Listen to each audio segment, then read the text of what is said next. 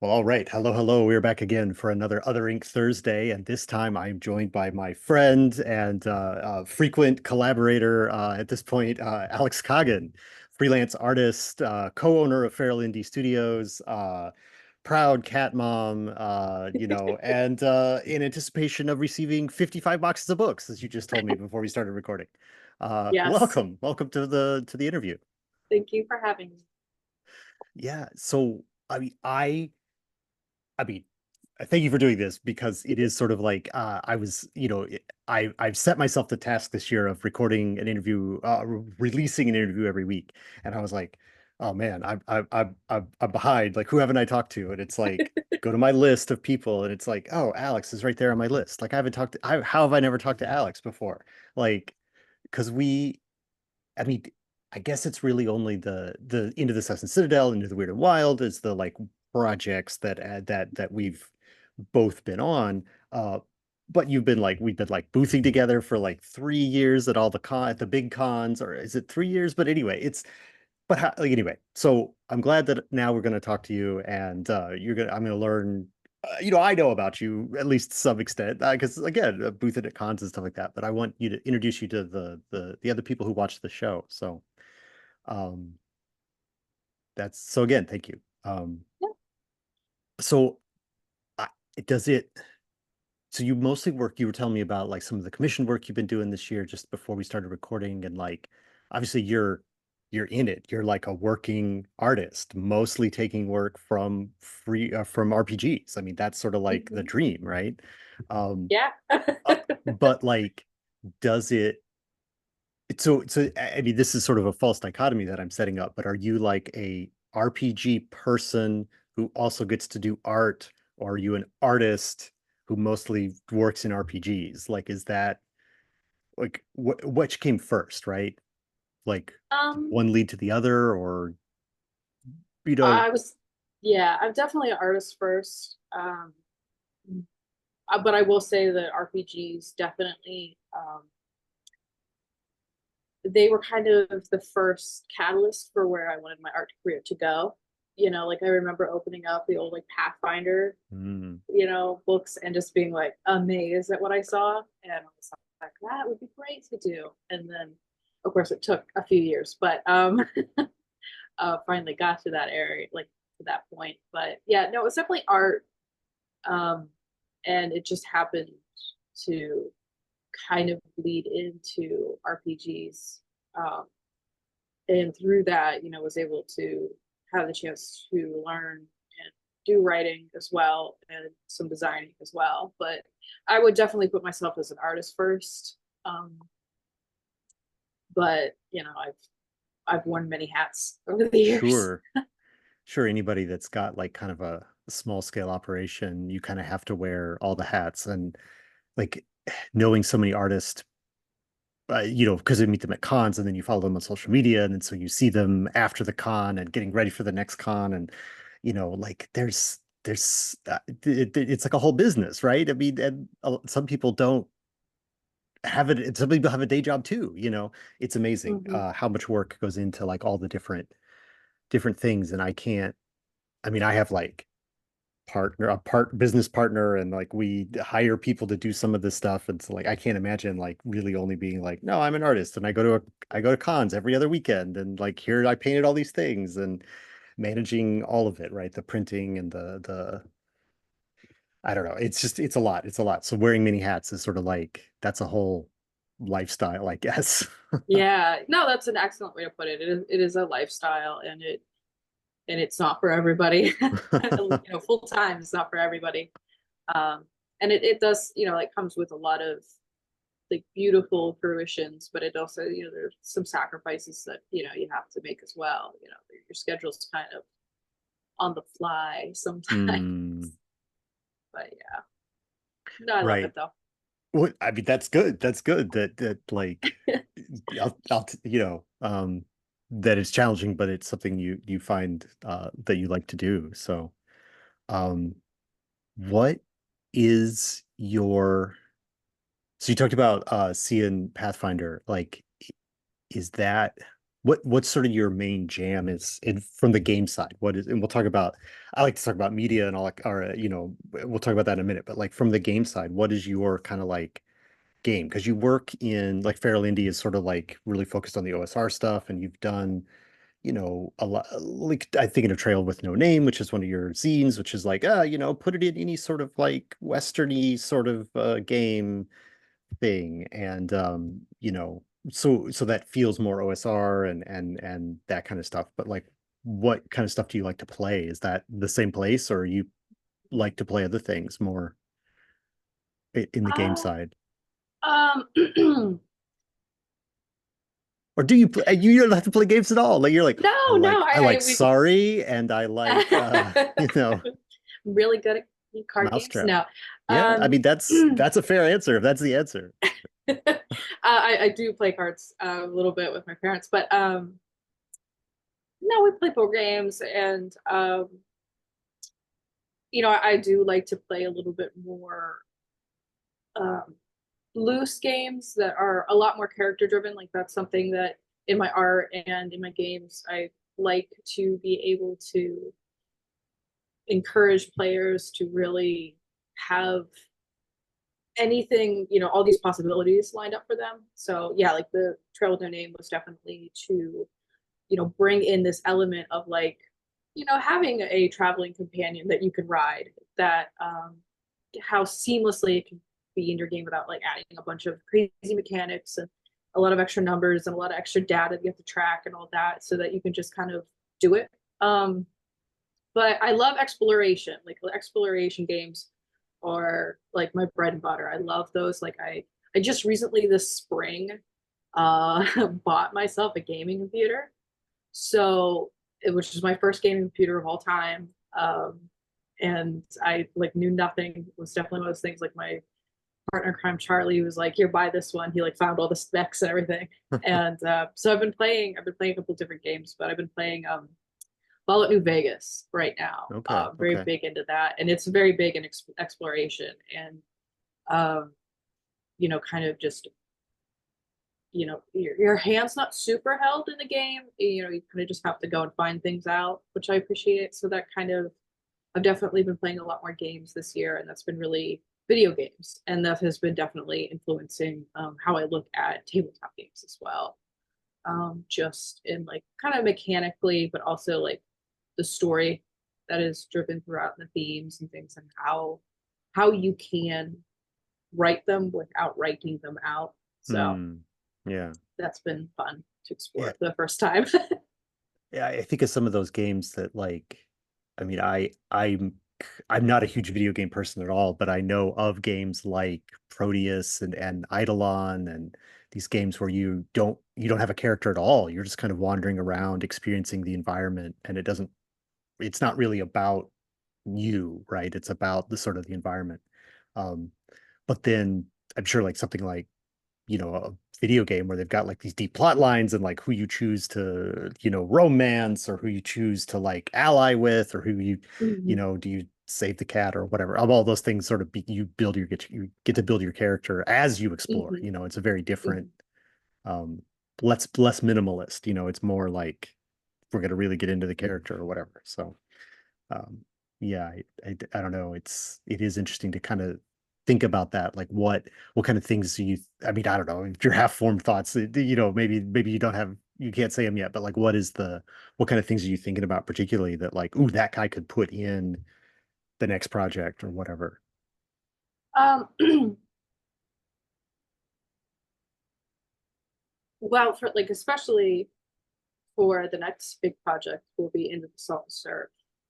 The idea, like the thesis of it is the aftermath of a great event and how things change. And definitely, those more reactive games where your decisions matter and they actually influence outcomes has really been Mm, very influential in how to structure um, just that if then, if you do yeah. this, then this happens. And kind of distilling that down into like mechanics so that you can actually use it in a game, like how does that translate?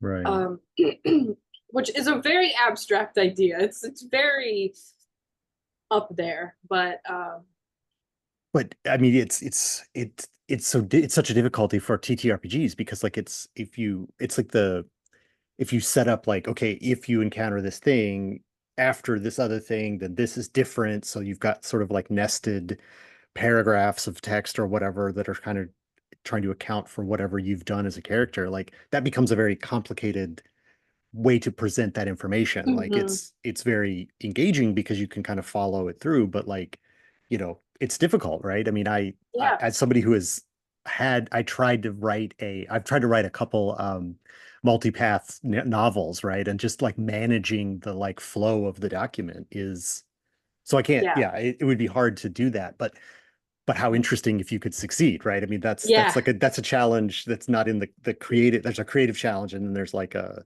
secondary creative challenge of um mhm, of producing it and organizing it. yeah. And one That's of the things I've taken from this games is that from the character viewpoint, if you can make the characters care about the world that they are in, it is mm, much easier to influence them um, with their own decision making. Uh, so that's like that's a big drive and like understanding that like rewarding characters for interacting with the world and then punishing them or so much yeah, um, when they don't interact or right, whatever outcome they have. So just kind of distilling that into something that's fun and something that's interesting and something that is easily used in a game because yeah, it is very complex of an idea. So distilling it down into those mechanics that people can use pretty easily in their games without yes, the multiple documents like going if this then this. right. So Uh, I mean, so I love this. This is very exciting to hear about this, and you kind of no sold the title you used for it there.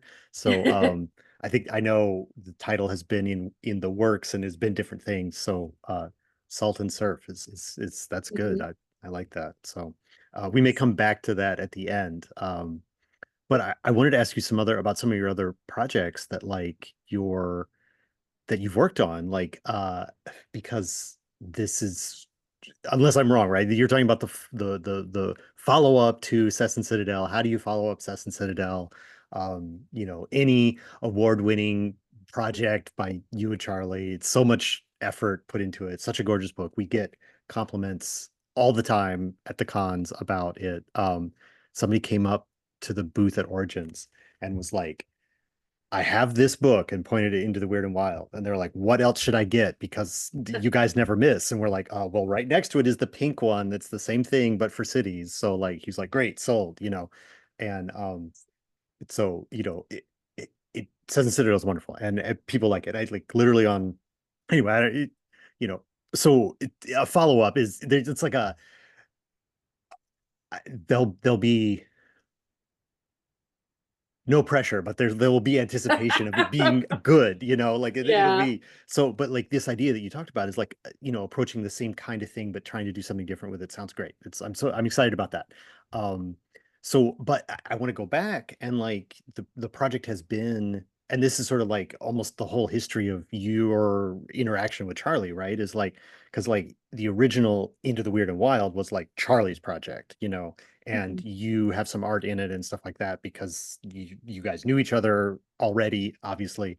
But then to work on it like, okay, we're going to do another one in the same style, but we're going to work on it together and it's going to be our project, even to the point of like, it's the because I asked you guys at the con, I was like, who did this piece? And you're like, well, we both did. And because like we're passing our art back and forth to each other, and that's like a totally different way of working than you had done before. So like I kind of want to just hear like about the start of the project and like how, what's the germ of the idea and what's the you know, how you went from like Charlie did it all in his own man cave, wherever Mhm. that is out in the woods, to like, no, you and he are going to do it together you know, like what was that initial sort of like process like? Because it obviously produced great results, but like what? Hmm. Mhm. Well, I mean, uh, uh, we came together just to make a studio, just because it was the times were tough and it was easier to do with two people. And Yeah. when it came about for the second printing of Into Weird and Wild and whatnot, there was we had been making zines with one another for like a year or two at that point, so we knew each other's strengths and weaknesses somewhat. Mm. And Charlie is somebody who's constantly filled with big, great ideas. And he said about wanting to do a city book. So I don't remember exactly where we were, but because we both carry like notebooks and sketchbooks everywhere we go with us. But we were talking about, oh, what if we were to do one, and what that would look like. And, way before we were talking about like ethos or anything like that, the first thing that we came up with that like we were like, this is the beginning, was the sewer walrus. Mm.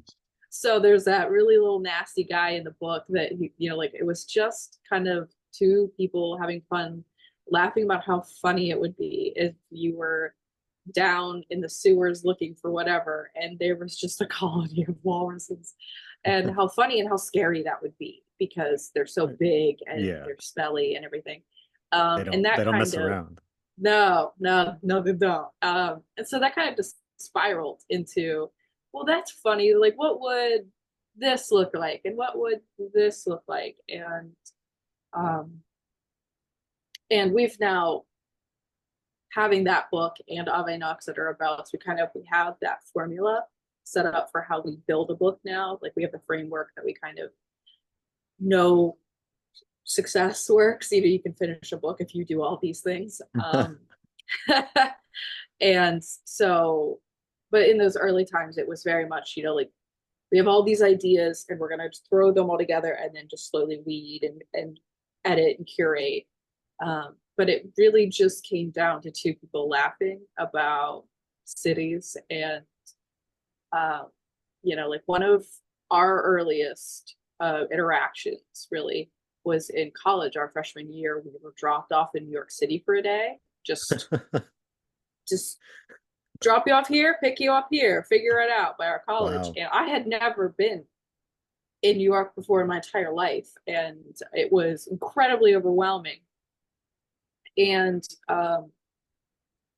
Charlie is incredibly adaptable, and he was right in it immediately. He knew what to do, what not to do, and like the stories he tells about that experience of like sleeping in a church for a while, and just bumming it around New York.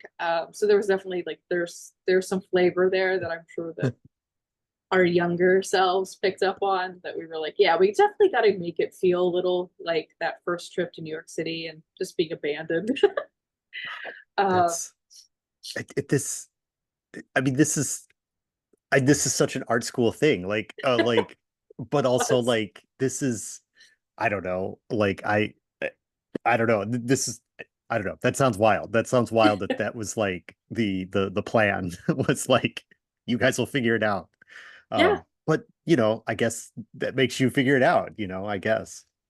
yeah, and I definitely think that that kind of really encapsulates how we work in general.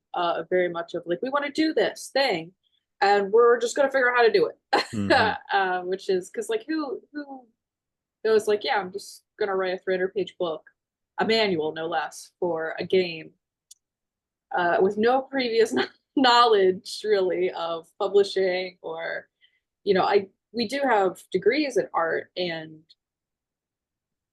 but it wasn't like I was laying out pages in school, Right, right. necessarily. I was taught the very, to wear the many hats, which was very helpful.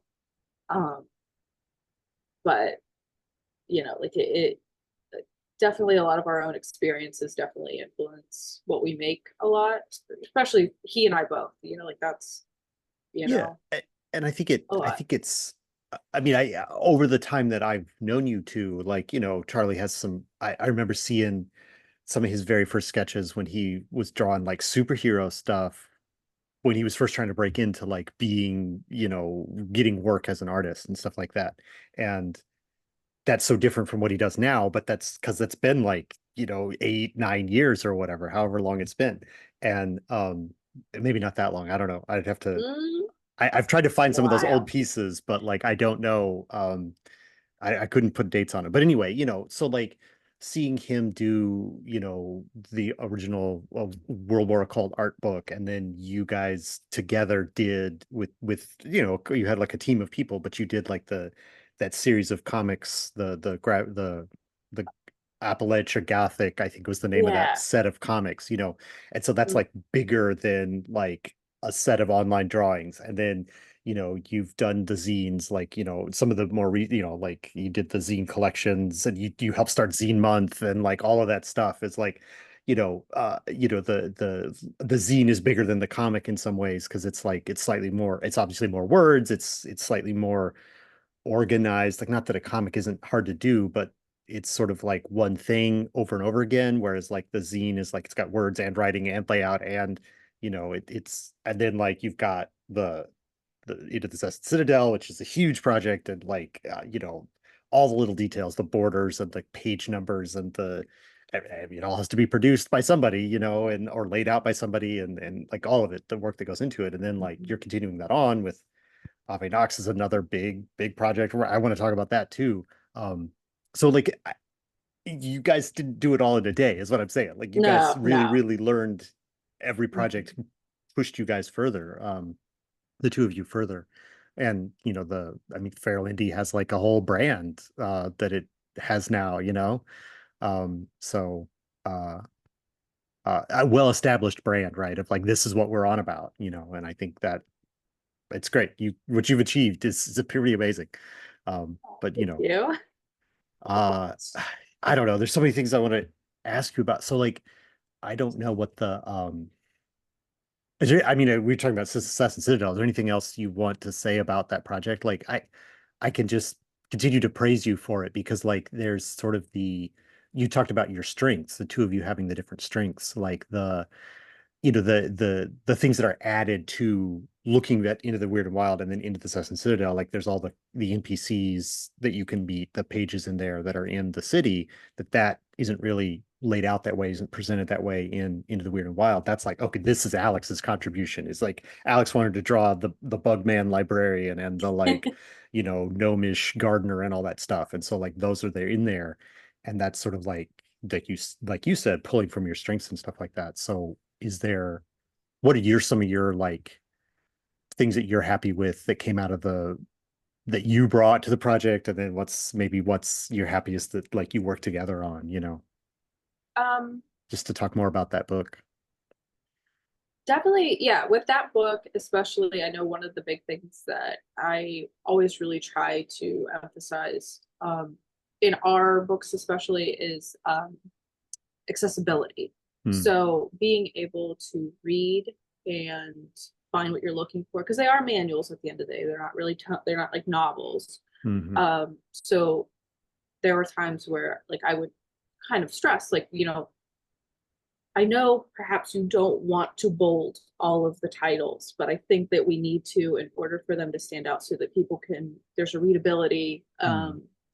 especially as somebody who I live with dyscalculia, like numbers and letters and stuff move on me a lot. So I try to think about other folks that might have these disabilities and how we could try to make our our our products more or less a little bit more accessible to them. It just, it's just that other perspective being brought in to it. Plus, it's also like, blending the visions, like of that, of like there is that gritty city, like there's that, but there's also like this hints of beauty in it. And I was pushing for those like little hints of beauties because like I still love cities, like I that's they've always been these areas of strange beauty to me because I didn't grow up near one. Hmm. I Pittsburgh is barely a city, and in my mind, after seeing so many cities, Pittsburgh's kind of weird. It's not like typical. So there's still kind of these exotic places to me. And the allure of being able to turn a corner and something's there that you didn't expect. That isn't always bad. Because I Right, think right. that a lot of sometimes RPGs can kind of fall into that, like, and now there's more combat, or now there's something bad happening. And sometimes You it's just touched like, this one brick and now you're cursed, you know. yeah. And sometimes it's just nice to see, like, there's just a little fountain and there's clean water. Like, how great that is, you know? And Yeah. is it large and doesn't inform the story that much? No. But those moments of rest and Hmm. beauty are just as important. Um, and I think help balance it so it's not so much a slog. Yeah.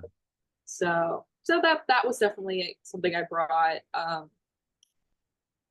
mean, you know, Charlie's just a powerhouse when it comes to art and layout. He's so good at art and design and layout. Uh, but our personalities work really well, I think, for working together. We both keep each other, like, he keeps me fresh and thinking about new solutions, and, like, you know, stops me from second guessing myself. And I help to corral and bring in, tighten things up for him whenever, Yeah. like, the Yeah. madness gets away. Sure. I mean, that's like the perfect pairing, right? Of two creatives, Hmm. right? To kind of be like, I don't know, like you, whatever. It's like the analogy Hmm. that came to mind is the railroad track, where it's like, like the way that railroad wheels self-correct, right? That like Yeah. the weight of the train is pushing the momentum and all that stuff, but like the wheels are shaped that like, no, it stays on the track, it bangs around, Hmm. but it corrects because physics, that's the way it works. Yeah. But I don't know why that's the analogy that came to my brain, but that is sort of like you've got to have a creative partnership that helps to have a creative partnership like that, Yeah. because otherwise you fly off the rails, or Yeah. or you don't have, or you stay still, I guess, one or the other. You've got to kind of Hmm. have both parts. So I don't know. We can keep talking about this, but I do want to hear a little bit about Ave Nox too. It's like a Hmm. mega dungeon, so it's like in the same sort of. If you're a fan of Into the Cess and Citadel, you'll probably will like Ave Nox, but it is sort of presented in a different format. I mean, I assume you call it a mega dungeon, right? So I assume it's like roll, open the door. I mean, is it like a random thing where you like roll the D100 and you go to that room, or it's like it's very particularly mapped out and there's like a lore, is there like, can you speed run it? Is there ways to like, go down the wrong staircase, and if you survive, then you're on like floor 6 and you shouldn't have gotten there yet, and you find out new information that would have helped, like that kind of stuff, like sequence breaking. Is that in there? There are a few areas that I know, Charlie knows that, and I'm sure if you, like, read it really in depth, you'll figure out there are a few ways that you can, like, cheese it. um and kind of skip some places, and, like, it rewards you for being curious and Mm, inventive. I will say it's being that it is not a manual necessarily of setting, it's more of a dungeon. um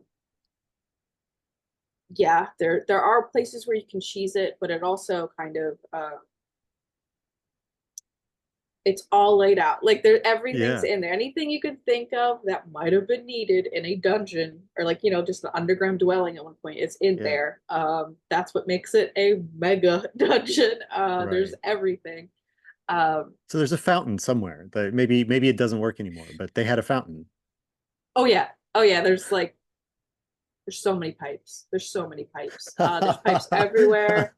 Um, like, it's definitely one of those things where, un- until you go to write something or create something, there are certain things in life you just don't understand. Like, the flashpoint of certain gases Hmm. is very important in Ave Nox, because there are gas lights and stuff are a thing, but broken gas lines are also Yeah, a thing. So knowing about how you can, like, like, what kind of open flame ends your day, um sure. so there, so you learn a lot about these weird niche things. But it is all laid out. There's lots and lots and lots of maps. And there are, like a lot of rooms that appear to have nothing in them. Um, but pretty much everything has like a little bit of like, you're going to learn about the world. Even if it's not necessarily like you're going to fight something, you're definitely learning about the world. You're learning about what happened in this area. There is an overarching story. There are unreliable narrators who, they are pushing their agenda because it is not an empty dungeon by any stretch. And there's so much to explore that, you could honestly just like break off a chunk of it and that could be a campaign of its own. Um, but uh, but yeah, it's so big. It's very hard to like summarize because it is so large. And Yeah. like the first drafts of the idea that Charlie had was on these huge pieces of paper, and he would just begin to write, and then it would just like fragment out, and there were just multiple of these pieces of paper that he would just fold up and he would keep, and his organizational skills are his own. His And own. so, he would consult these big pieces of paper that he would unfold, um, and type out and everything. And then, he would bring me on to be like, okay, it was a lot of like, like how many times can you say the word filth without using the word filth, things like that, Any which we ran into Cess and Citadel a lot too. right. But also just like designing certain aspects of the world, like how do the people who live on the surface look compared to the people who live down below? Um, Yeah.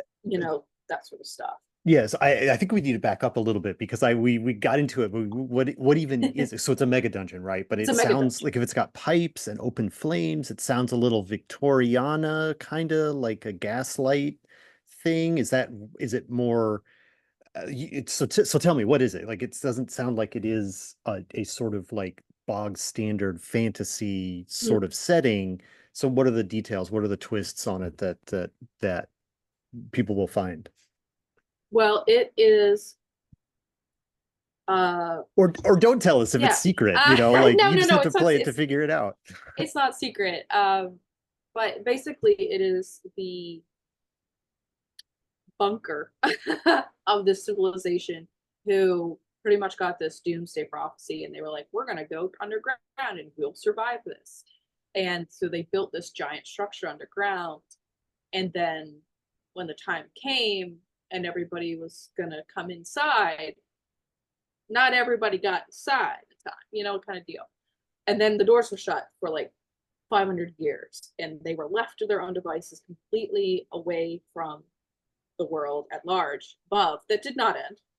Um, which is where your characters use, like most of the player characters come from the outside world and have certain avenues of interacting with I believe it's called Solus is the town.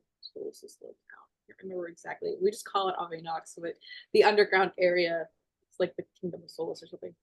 And it's gone through so many names, so forgive me on that one. But soulless like SOL because it's Yeah, underground. Solis, I Right. believe. And um, like the Sun King. He's the one who had, this prophecy, and it's all about him. And like there are multiple different quarters for the different nobilities and the different things that are needed to run a civilization underground. Because it was very well built. Everything was very well built. They did have access to gas, like they have a little bit of that. There is still magic in it, but it's not like super crazy high magic. I would say it's a little bit more low magic. Okay. Okay. Um, but it's stagnant. No one has been in and out in a long, long, long time. Yeah. But these people have just continued to live their lives, sort of. Things go wrong, especially when you deify a person and they aren't necessarily a deity, and people, there's a little bit of political machinations between Yeah. the different powers that are underground, and they appear to have absolutely no influence on the world above until the players begin to interact. And then you do kind of have that, like, well, what happens when you take this technology that has so far been lost. You introduce it to the world up there, or the wealth. Mm. There's a lot of wealth down there, and like that's one of my favorite illustrations from the game is for a character named Soldati. He's got a bird head, um, and his wealth will break your game. Which is a really interesting concept of because we usually think violence is what is going to influence our TTRPG worlds the most, but in reality, it's usually money. Hmm.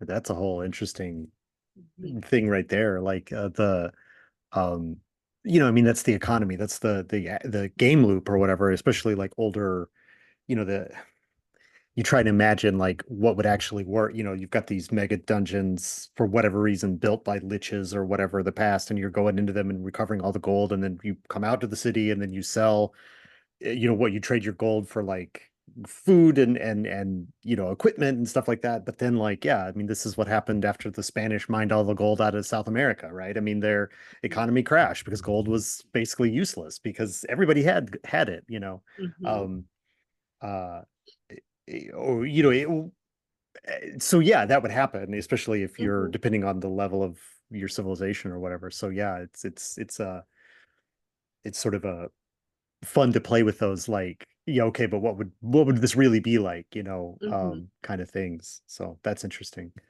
So Yeah. is it like a you go down and then you can kind of like survive as long as you can and then you have to like go back up and refresh, or is it like you go down and then like you're in the dungeon now? Depends on how you want to You're in play. the dungeon, baby. Okay, um, okay, okay. like I said, people have been living down there for hundreds of years, so there are means of survival. They're not perhaps the prettiest means of Mm, survival, but they, there's food, there's water, there's clean air in areas. Like there are levels of interaction. Like it's not just you go down there and you stab everything you see that's moving. Um, you can interact with the world and in a non-aggressive manner. Um, and like a lot of it does weigh on the player's choice of interaction because one of the biggest mechanics in the game is that so many of the souls of people who have died down there are not at rest. mm, And one of the big ticket things of the overworld people, the village of Sheer that lives above it, is that they want these people to be put to rest. And your player interactions, kind of dictate whether or not certain resources are open to you. If you're rude to the locals, they're not going to help you, yeah, yeah. obviously. Um, and, like, it has a lot to do with the like characters' choices. If they want to be respectful of these people's culture and of these, the souls of the lost, or if they are there for the money and Right. it's all about getting that money because everybody knows there's money down there. um so it can be a place of riches and it can be a place of incredible sorrows, and it could also be second chances, so there's a lot there. um yeah, Yeah, it's big. It's it big. sounds big. It's so what is you again, you said you told me you got 55 boxes of it shipping now. And so Hmm. how big is the book? Like what dimensions? Like what's the page count? I Like should have brought what's it up. I oh yeah. have copies, like the proofs, but I Yeah, don't yeah. have them with me. It is 6 by 9, hardcover, and I think it's approximately 240, between 240 and 280 pages. So it's Okay. smaller than Cess and Citadel. Like it's not as many pages, um, But but still, it like not a small thing. This is no, it's a big book to get all yeah, the dungeon in. yeah, it's yeah, I mean, yeah, it's not so huge. I don't think it would be able to be used at the table, which is a big thing. Like another of the ideas that Charlie and I have always had is like those big glossy giant books. They're sure nice, but when you sit down at the table, they're really very cumbersome to use, and like they could be a hazard, Mm. to do your drinks, to your snacks, to your, Mm. there's a lot there. So we try to make things that are a little bit smaller, uh, more modular, I suppose. Um, but yeah, and then we did have the request to um, print out all of the maps separately as well. So the maps are in the book, but they're, I think, pretty much all the backers will get printed out versions of all the maps so that they have them themselves, because opening, because that was a huge thing in formatting, of being able to open a book and see all of the map without it like diving into the gutter. Right, right, So right. And then if you're playing with I assume it's a sort of a system agnostic thing, so you could kind of mhm. put different systems through there. But if you're using a more grid-based game, like with minions, you need a big piece of paper to roll out and like, okay, you're in this area of the dungeon, and there you Mhm. are. Move your people 3 squares or whatever. Yeah. Um, uh, yeah, so that's cool. That's cool that I mean, of course I'm now thinking of like the people who will like splash their, coffee on it and like make it look old, and then they'll like, they've got like their map bundle or whatever, and they like, all Mhm. right, here you are, boom, here's your Map. dungeon, Mhm. you know. Yeah. Somebody will do that, and then that'll be fun. I love Um, it. I love it. All right. Well, we've been talking for a while. We could keep going about this, but this is and so this like what one more thing about the Ave Nox, like when is the release? Like it's going to backers soon, and then like it's gonna be on your Feral Indie store. I assume you'll send it to places that want it, friendly local game store type stuff. When is that happening? Like later this year? Yeah. You don't want to put a date on it, like Since it's coming from overseas, timeline's a little fuzzy. We're hmm. definitely thinking that we're going to be shipping it in August, though. August, the backers will be getting their copies, and then we will be getting our distribution routes all figured out, because we are small. It all happens in this house, so shipping out books uh, all the time isn't really as feasible for us if we want to still continue to be creators and artists Right. as the chief thing in our lives. So we've been looking at getting some distributors. That's the word. Distributors to handle some of our bigger items like the books.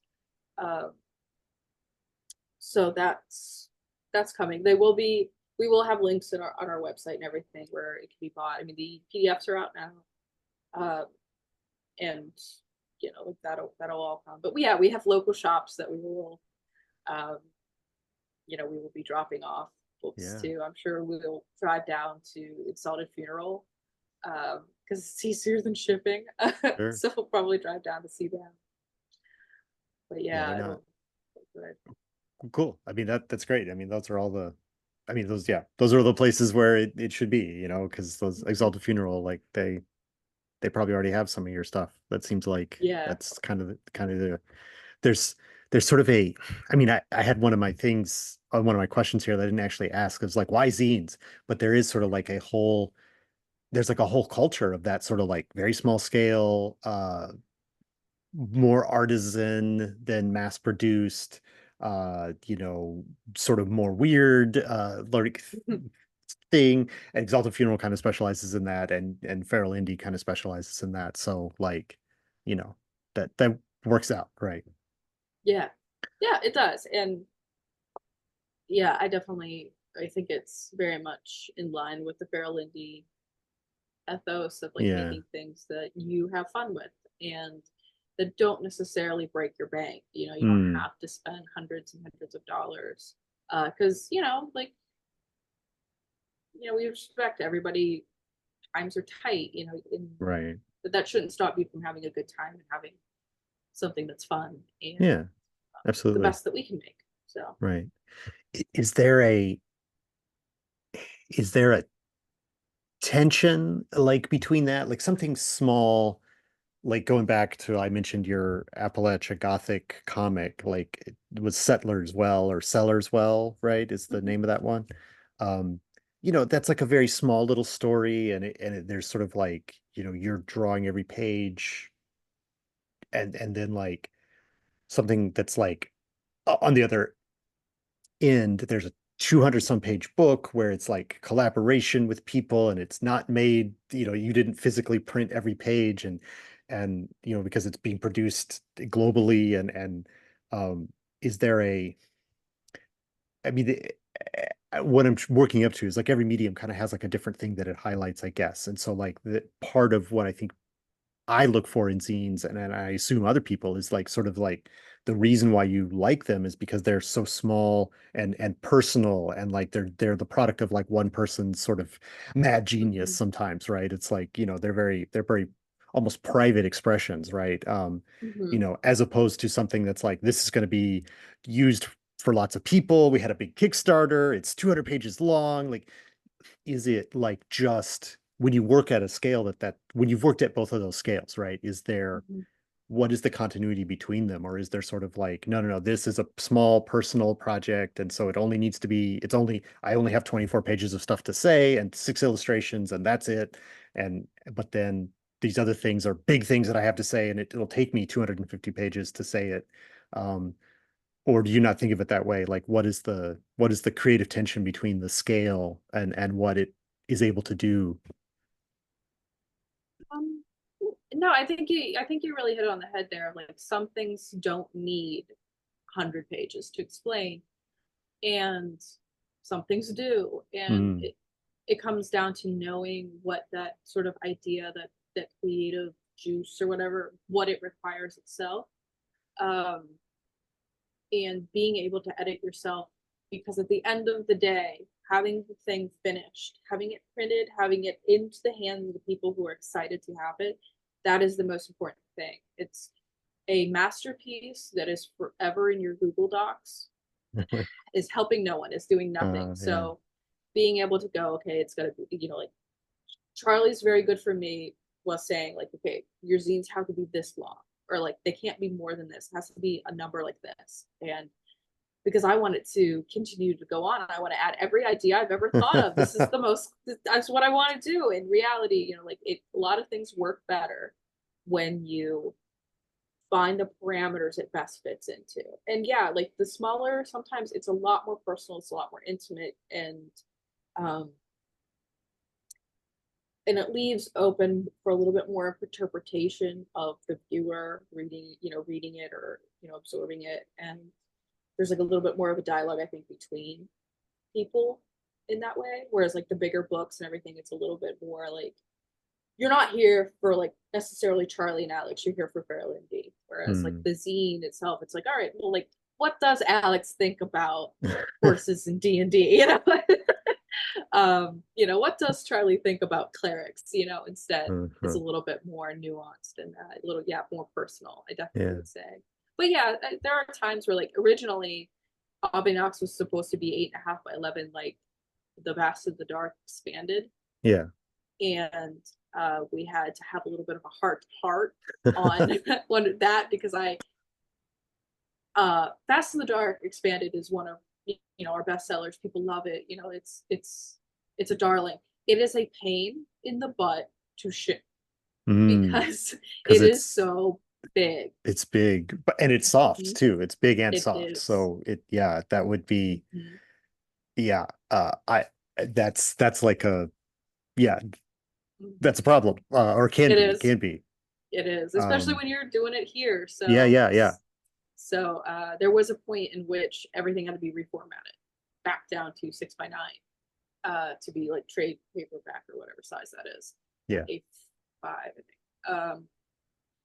And like I know there will probably be people who be like, "Oh, it would have been so much better at 8.5 by 11 because the maps would have been bigger." And it's like, yes, but you would have had to pay more for shipping, and you would Hmm. have, like there would have been these drawbacks to it. And at the end of the day, it was a little bit more important for us to be able to make something that we felt wasn't going to get absolutely destroyed in shipping Right. and would serve you for a lot longer than just the perfect bound or the staple bound big tabloid size. Yeah. I mean, Um, I guess if you go up in size, you can maybe go down on page count, but it's still like that's maybe the difference between a $40 book and a $65 book, is yeah, those extra inches. yeah, and Um, that's a huge investment. Like that's like ask, like it is a luxury item. Like I understand like the sure. TTRPG like these are luxury items. Nobody needs this to survive. Um, but having it be like, swallow you'd be able to swallow that price, and think that you're getting a good investment of, Yeah. there's because there's so many things out there. There's so much out there in this market now. Um, It's you it, know, it's madness. It's madness. it truly is. It truly is. We're recording this the week before Gen Con, and I Yes. have my list of like I have to go to this booth and look at this, and I have to go to this booth and see what they're up to, and I have to go to this booth to like and I did my innies voting, and like I haven't heard of a lot of this stuff. Like I'm in the industry and I haven't heard a lot of this stuff. There's so much. There's so much. So much. Um yeah, it's hard to keep up with everything for sure. Uh Yes.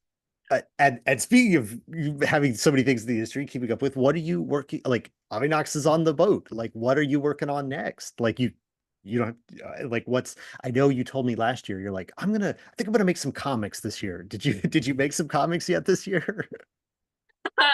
I've drawn some. I have not finished any. This year kind of got a little weird Mm, with finishing up Ave Nox and everything, and freelance has been very, very kicking butts this year. It's been very hectic, and but I am working right now, kind of more in the art director chair on a new zine project. The first of which is going to be called 10 Travelers. So I'm working with Charlie and then two other artists. Um, and it'll be a zine, it'll be still in that system agnostic idea, and it'll be just 10 travelers that you can meet on your journeys. So it's one of the things that I picked up from the conventions that we've done is the sheer amount of people who just like to come up and read things. They just mm, want to read a fun thing. And yeah, maybe they use it in their games, but they kind of just enjoy the good little cute story. And yeah, like with the NPC portrait gallery, people just like it to read it. And that is just one of like the sweetest things, the nicest things that I've ever heard from people about it. It's just they're like, I just like to read them.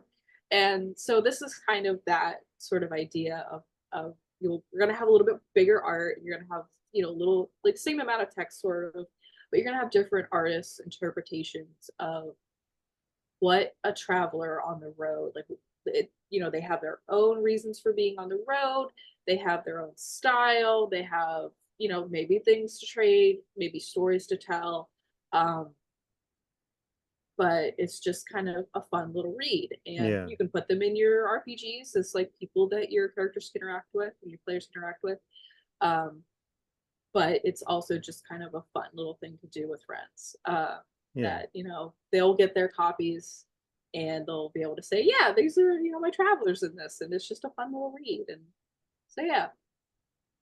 The so this is a terrible idea, but like it's like you could actually do you talking about like getting like you do it with your friends, like you get the like I'm thinking about the movie Clue, how they had like the different endings, and so like different theaters saw different endings of the movie. So it's like it's called 10 Travelers, but you've actually done like 13 Travelers, and like people get different sets of 10 like that. Mm-hmm. That would be, and then you're like, oh, I love this one guy. I met him on the road. Like, and like, what? That's not Mm-hmm. in my magazine. That's not in mine. And like, Yeah. that would be, I don't know, that, like I said, maybe Yeah. not a good idea. Maybe not a good idea for production side or whatever, but it's that, um, that's more of that like collector sort of like, Mm-hmm. trade with friends sort of like joy of discovering these things.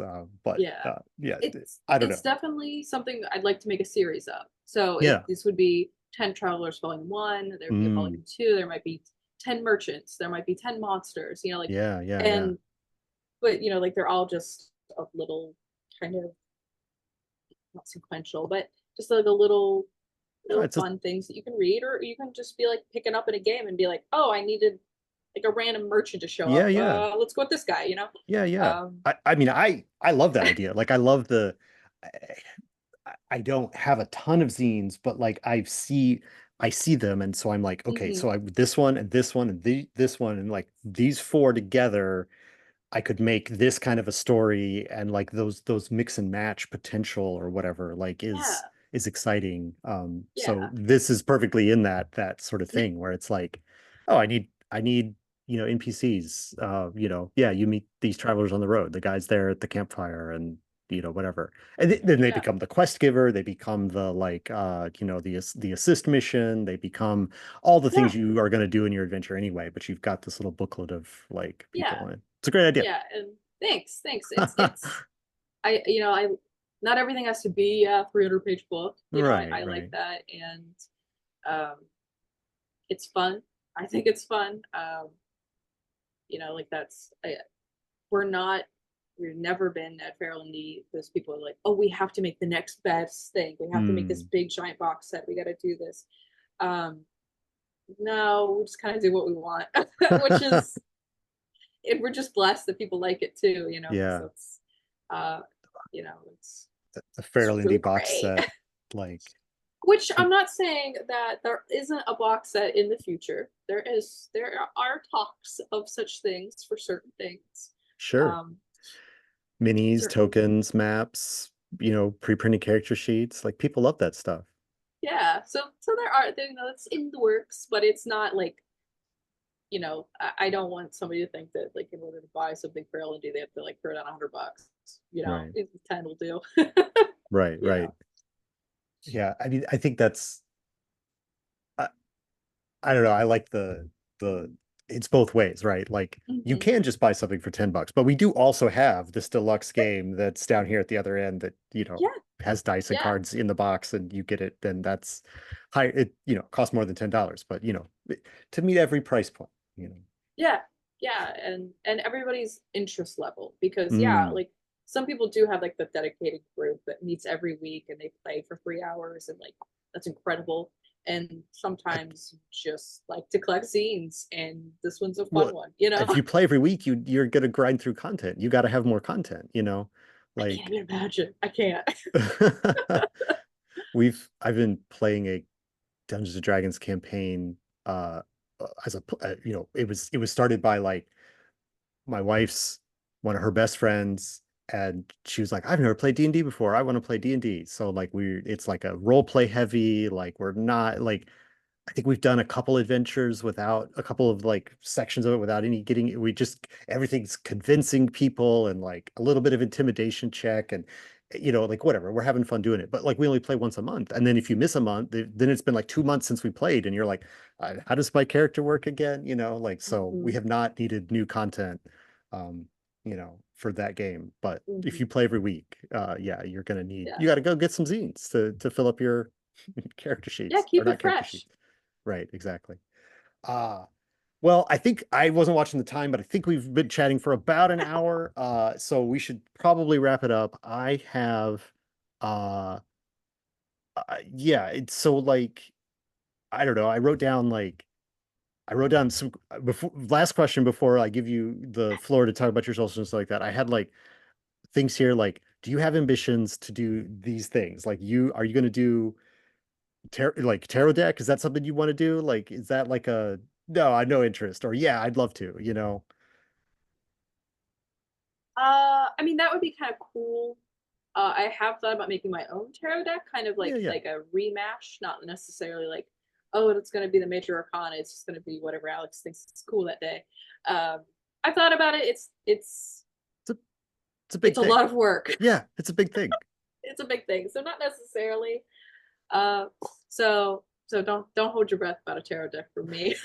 What There's about a like lot of other really cool ones. sure, sure. I just throwing some stuff out there. Yeah. What about like prose stuff? Like you like short stories or novels? Any interest, any ambition there? Like you got, you Yeah, know, I always think that one day I'm going to be a writer and I'm going to write stuff, and then I don't. um, Yeah, I have lots of ideas and lots of things that my great thing that I would always love to do is I would love to figure out the best way to do a visual novel Hmm. of having illustrations and text Yeah, that's not a comic, but it's right. not It's just a book with a couple pictures in it. Trying to find right. that like happy medium. I'd love to. So if anybody wants to send me $1 million so that I can quit freelance and just do that, that would be amazing. There's somebody, I mean, those things exist. So They they there's, do. There has to be, like there's got to be a way to do it, yeah. So Yeah, I don't know what that is. Because then you talk about like the root of like where do you sell that, right? Do you sell it in the coffee table book section? Do you sell it in the novel section? Yeah. Uh, all right. Last silly question like that is like, what about like a course? Like, would you like to be like, yes, zine aspirants, come pay me for a weekend of like, we're gonna make zines. I'm gonna show you how it's done. Like, is that like a thing you've done or like, um yeah, one of the big things every time we're at conventions, inevitably we always end up with a bunch of college students at our booth asking how we make zines, and we say we just print them and put them and staple them ourselves, which is just like mind blowing to some, which it was to me too back in the day. I'm like, you just make you this can just stuff. do that? So we've had a couple people reach out for like internships and such. We're not currently in a space where we can really do that yet. Hmm. But I mean, I do have a slight education background. I did tutor, I did teach um, before I came to live out here in Lancaster, and like I think education is incredibly important, especially like that was very instilled in me. But like our friends and stuff are always like we say that to them all the time. You're always welcome to come and use our equipment because we have the big paper cutters, we have the printers, we have the staplers. Um, that's always open to come and use our stuff. Um, but as for like the feral indie, like come and make a zine day. We do have a very thriving zine fest every year here in Yeah, yeah. Lancaster. So and there's been some really great places where you can go and hang out and make art. So who's to say that that's not in the future? That could very well could be. So All right. TBA. TVA. All right. Cool. Thank you so much for this conversation, Mhm. Alex. It's been a pleasure to talk to you, hear some about your thought process, what you've been up to in the last most of this year and yeah, in the last, like we said, what, last 8 years, 9 years, however long it's been. Um, So, where can people get your stuff? Where can people find you on the internet? Where can people you mentioned Exalted Funeral earlier, but like where else? Where are you? Where is Feral Indie on the internet? Well, the majority of Feral Indie stuff can be found at feralindiestudioCom. That's where you can find all of our zines, a couple pieces of original art, stickers, and like that. Googling, searching my name, Alex Coggon, Instagram, the new Kara app, Blue Sky. Um, I was on Twitter too. You can find me. I have a Patreon as well that I post little sneaky updates every once in a while. Sometimes freebies. There's a lot of NPCs that have never been seen by anyone but my patrons. So that stuff's all up there. But that's just all Alex Coggan or Alex Coggan art. Um, all across the web. I try to keep it simple, so you can always find me. Right. I mean, good strategy. Good strategy. I try, man. I try. All right. Well, again, thank you for sharing your time with us and being keep on being awesome. Keep on making cool stuff. Thank you. We'll see you if not probably in December is the first we'll Mm-hmm. see you in December, I'm sure. Yep. When we're up that way for PAX Unplugged. But we'll see you on the internet in between. Yeah. Have So a great Gen Con. yeah, I look forward to it. Look forward to it. It's gonna be, we're yeah, it should be good. Should be good. Very, Uh very. Awesome. And I want to thank everyone who watched this video for watching it. What kind of traveler put in the comments what kind of traveler you want to meet on the road. You know, just a little one sentence. We'll kind of, you know, there you go. This video can become a new source of inspiration. all the ideas. Excellent. Thank you.